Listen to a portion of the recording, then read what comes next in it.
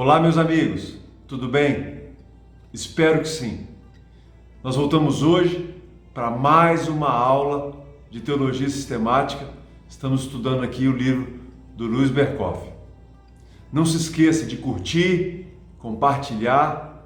Não esquece lá aquela curtida reformada ou aquele dislike arminiano. Vamos estudar a teologia. O importante é conhecer mais das coisas de Deus. Eu quero fazer uma homenagem hoje. A minha avó, Solange, ela tem 94 anos, está num estado de saúde bem difícil, bem grave, internada no hospital. Foi uma guerreira a vida inteira, uma mulher de Deus, uma mulher forte. E então eu faço essa homenagem à minha avó. Ela está lutando. Eu espero que ela saia dessa. Hoje nós vamos começar a tratar dos atributos morais. Até então, nós estávamos vendo os atributos intelectuais de Deus. Hoje, nós vamos começar a tratar de bondade, santidade e justiça de Deus. Vamos começar pela bondade e vamos começar do ponto de vista mais genérico. Olha o que o Berkoff diz aqui. Falamos que uma coisa é boa quando ela corresponde em todas as suas partes ao ideal. Por isso, nós podemos dizer que Deus é, em todos os aspectos, por todos os modos, tudo aquilo que deve ser como Deus e, portanto, corresponde perfeitamente ao ideal expresso na palavra Deus. Ou seja, se bondade é ser o melhor que uma coisa pode ser, nós podemos dizer que Deus é bom, porque tudo que há em Deus expressa a perfeição daquilo que a palavra Deus diz, de um Criador perfeito, que sabe todas as coisas e que trata todas as coisas da melhor forma possível. Deus é bom do ponto de vista metafísico. Por quê? Ele é a perfeição absoluta, é a felicidade perfeita em si mesmo. Marcos 10:18 diz que ninguém é bom senão um só, que é Deus. Deus é bom em si mesmo e também é bom para as suas criaturas.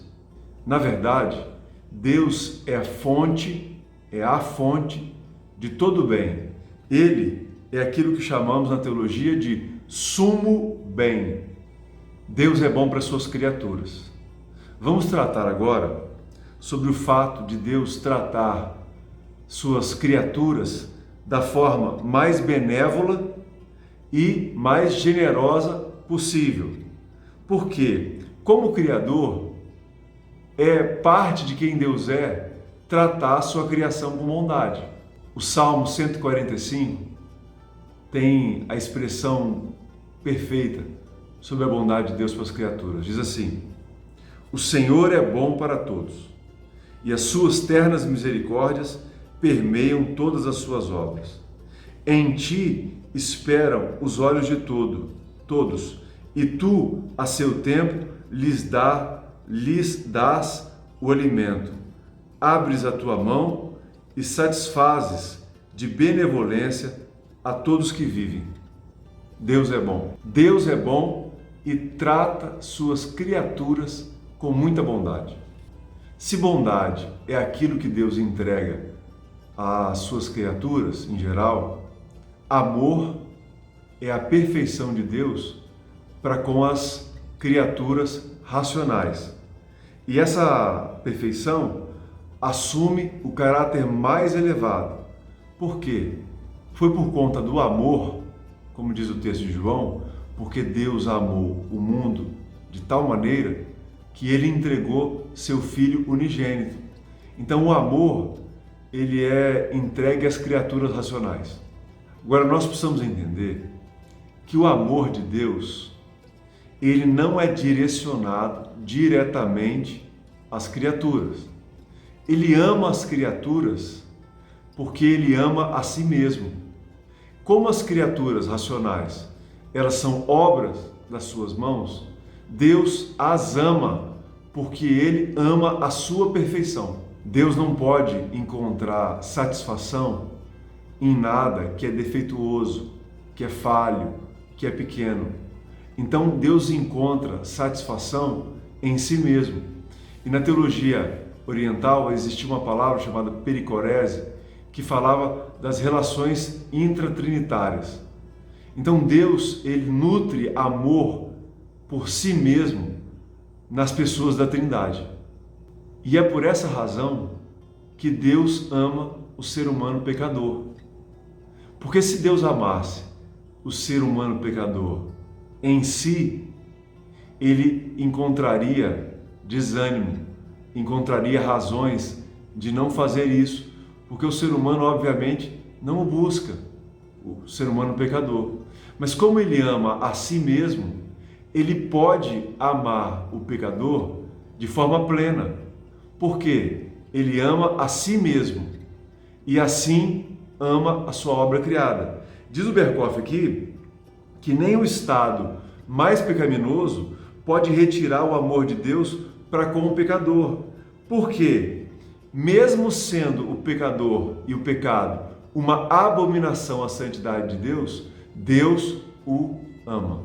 E Deus o ama porque quando Deus olha para o pecador, ele encontra a essência, ou pelo menos vestígios, de sua própria imagem. O ser humano foi criado à imagem e semelhança de Deus, a forma e a sombra de Deus. Ao olhar para o pecador, Deus de alguma forma se vê. E aí, como Ele se ama, Ele ama o pecador. Já os crentes, o Berkoff aqui fala crentes, mas na verdade são todos aqueles que entregaram a vida a Jesus Cristo. Deus os ama com amor especial, que é o amor que Ele ama os filhos espirituais gerados em Cristo ou através do ministério de Jesus Cristo.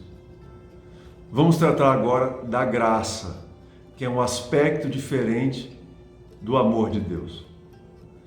Em hebraico nós temos a palavra hesed, que é amor leal, é amor imerecido, amor que não desiste quando o objeto amado não faz jus ao amor. Hesed é o amor da aliança, é o amor leal. Em grego nós temos charis, que é graça. Graça é concessão de bondade a quem não tem direito, a quem não merece. E o amor de Deus pelo ser humano pecador é sempre graça, porque o ser humano nunca, jamais conseguirá ser objeto perfeito do amor de Deus. Deus ama o ser humano sem o ser humano merecer, por graça. A graça de Deus é a fonte de todas as bênçãos espirituais concedidas aos pecadores. E desde a salvação até os dons espirituais, a vida do dia a dia da igreja, a morada do Espírito Santo em nossas vidas, toda a obra salvífica de Jesus Cristo, tudo isso é fruto da graça. Mas também, mais do que aquilo que o Berkoff chama de bênçãos espirituais, todo o resto é fruto da graça. O alimento, a vida, saúde, família, tudo isso é fonte, resultado da graça de Deus por nós. Por isso que nós devemos ter muito juízo. Quando nós nos aproximarmos de Deus, nós precisamos entender que as nossas mãos estão vazias. Nós não temos direitos, nós não temos como pleitear alguma coisa no sentido de fazer de requerimento obrigatório. Tudo que nós somos e temos é fruto da graça de Deus. Por isso, eu quero te aconselhar, quando você se aproximar de Deus, tenha juízo, porque parece, muitas vezes, que nós somos aqueles filhos que têm tudo e quando vamos falar com os nossos pais, falamos de uma forma como se tudo que eles nos dão são obrigações. E como se tudo aquilo que nós temos de graça fosse mérito nosso. Esqueça isso. Nós precisamos nos apresentar diante de Deus, como dizem aqui popularmente, com o rabo entre as pernas, sabendo que é a graça de Deus que é a grande razão porque nós estamos vivos e respirando e temos acesso às Escrituras e podemos ter acesso a todas as coisas boas de Deus. Não bata no peito. Não ache porque você tem 10, 20, 30 anos na igreja, que você é um crente fiel, que você é dizimista, ou que você nunca traiu sua esposa, sei lá, que você não mata, não rouba, sei lá. Não ache que isso garante méritos diante de Deus. Nenhum. Nós somos tão pecadores quanto os outros. Nós precisamos entender que o nosso Deus cuida de nós pela graça. Nós sempre estaremos em dívida. Agora, o sangue de Jesus, ele quitou a dívida, né? Por isso que nós somos mais agradecidos ainda. O Berkoff faz uma lista aqui das bênçãos espirituais que advêm da graça. Ele diz assim: foi pela graça que o caminho da redenção foi aberto para todos os pecadores. A mensagem da redenção, a pregação do Evangelho, foi levada ao mundo. Pela graça, os pecadores recebem o dom de Deus em Jesus Cristo. Pela graça, eles são justificados. Pela graça, são enriquecidos com bênçãos espirituais. Pela graça, herdam, porque não têm direito, herdam a salvação. Vendo-se absolutamente sem méritos próprios, ficam na total dependência da graça de Deus em Cristo. É pela graça. Vamos tratar agora sobre a misericórdia de Deus, que é outro aspecto da bondade dele. O Berkoff fala aqui que misericórdia que é hesed, em hebraico. Mas eu tenho minhas dúvidas. Mas quem sou eu para questionar ele, né? Muito bem. Misericórdia é eterna compaixão. Se graça é dar algo bondosamente a quem não merece, misericórdia é outro aspecto. Misericórdia é não punir quem merece por bondade. O autor, ele faz a definição assim: misericórdia é a bondade ou amor de Deus demonstrado para com os que se acham na miséria ou na desgraça, independente dos seus méritos. E assim, Deus não os pune. A Bíblia fala que a misericórdia de Deus é eterna, é duradoura e muito, muito, muito generosa. Só aqui entre nós, todos os dias Deus tem razões abundantes para nos fulminar, mas por misericórdia Ele não o faz. A Bíblia diz que as misericórdias de Deus se renovam toda manhã. Quer dizer o quê? Que a paciência de Deus se enche dos nossos pecados todo dia, mas na outra manhã, figuradamente, ela se renova. Graças a Deus pela misericórdia. Agora, nós não podemos colocar como elementos opostos a misericórdia e a justiça de Deus. Precisamos entender que a misericórdia de Deus age como aliada à justiça de Deus. Por isso que a misericórdia de Deus está fazendo com que o Evangelho seja pregado em todo o mundo, a toda raça, a toda criatura. Mas um dia, que está determinado por Deus, vai haver um acerto de contas. Vai haver um dia de darmos conta a Deus sobre todas as coisas. Então, como diz o Berkoff aqui, a misericórdia é exercida somente em harmonia com a mais estrita justiça de Deus, em vista dos méritos de Cristo. A obra de Cristo entre nós fez com que o julgamento fosse postergado. Nós estamos num tempo da graça e da misericórdia. Se você ainda não entregou sua vida a Jesus, é tempo.